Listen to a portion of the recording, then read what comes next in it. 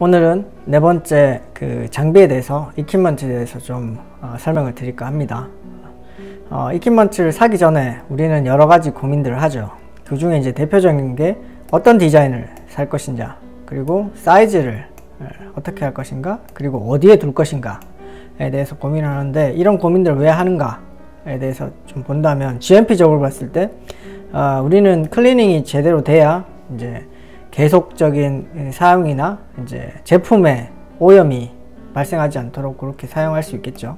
그러니까 제품 품질을 위해서. 또한 유지보수가 제대로 돼야 이 장비를 계속 사용할 수 있을 거잖아요. 예를 들어 아예 그 어떤 부품이나 이런 디자인 자체가 고장이 나면 우리가 구할 수 없는 부품이라든지 교체할 수 없다 라고 하면 되게 문제가 될 수 있겠죠. 그래서 메인터넌스적인 측면도 되게 고민이 필요하고요. 그리고 가장 중요한 게 실제 오퍼레이션 작동하는데 인텐디드 유즈에 따라서 오퍼레이션 하는 게 가장 중요하겠죠. 그래서 그런적인 측면이 이제 디자인, 사이즈, 로케이션에 다 녹아 들어가야 됩니다. 예를 들어 간단하게 예시를 하나 들어드리면, 우리가 탱크를 한 대 사요. 탱크를 한 대 산다고 치면 이 탱크는 우리가 클리닝을 어떻게 할 건가, 예를 들어 다 분해해서 클리닝을 할 건지, 또는 베슬이 있는 그대로의 클리닝을 할 건지. 그러면 여기다 예를 들어 우리 CIP 시스템을 구축한다, 클리닝 인 플레이스적인 측면을 구축한다 라고 하면, 스프레이볼이 우리가 몇 개가 달려 있어야 되는지, 위에 달려 있어야 되는지 또는 옆에 달려 있어야 되는지를 고민을 하겠죠. 그래서 그런 것들이 또 클리닝적인 측면일 것이고, 사이즈적인 측면에서 우리가 이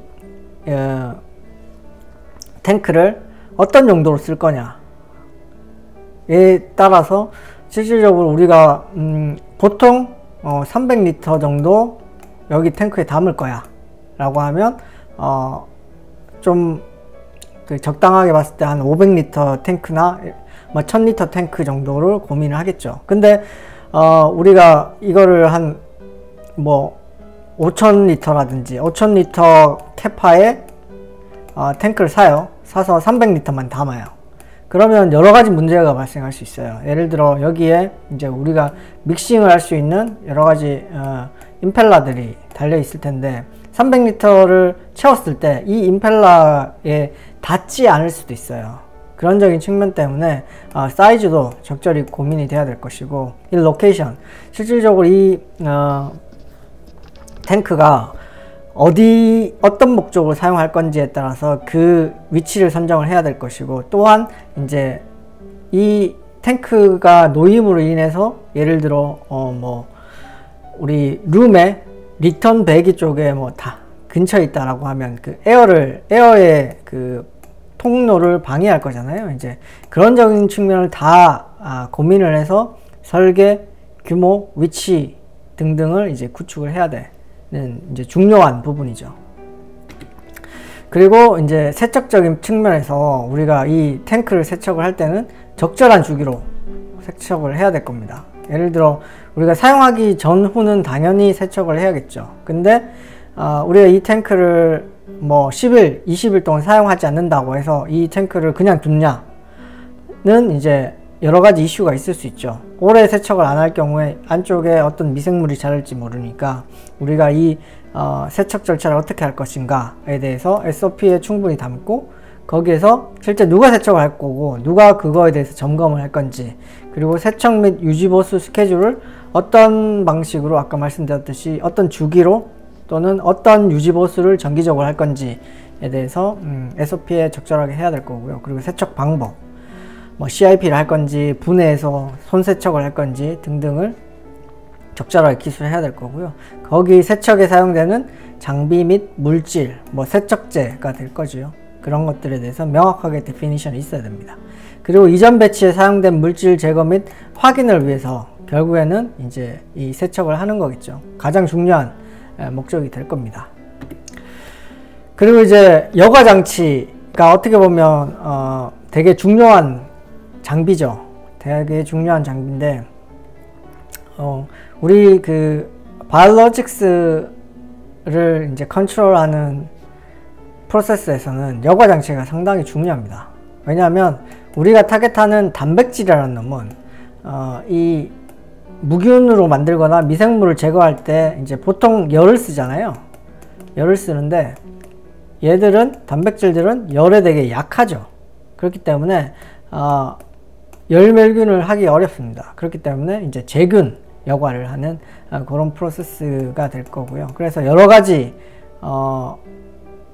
타입의 필터들이 있고요. 그 공정마다 이제 여과 장치들이 적절하게 배치가 될 겁니다. 그래서 그런 여과 장치들은 실제 non-fiber releasing, 그러니까 이런 안에 있는 섬유들이 파티클화돼서 빠져나오지 않도록 관리가 돼야 될 거고요.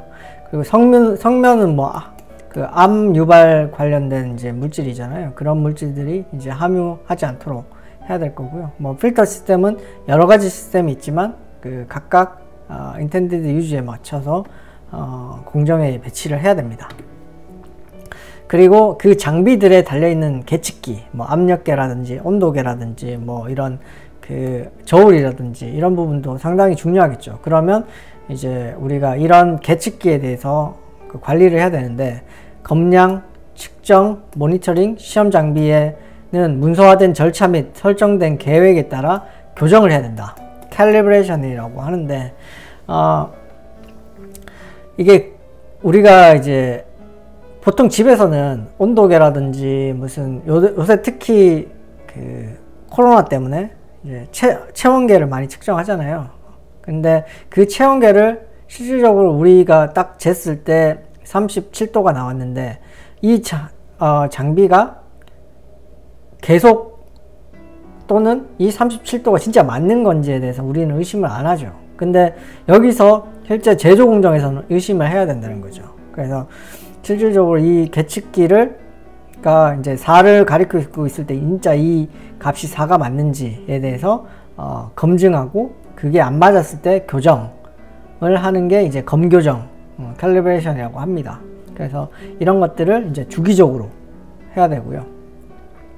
그래서 이제 이런 데이터들을 신뢰할 수 있도록 하는 거고, 이게 교정이 성공적으로 이루어지면 이제 교정 성적서가 이렇게 발급돼서 그거에 대해서 검증을 보증하는 그런 절차가 될 겁니다.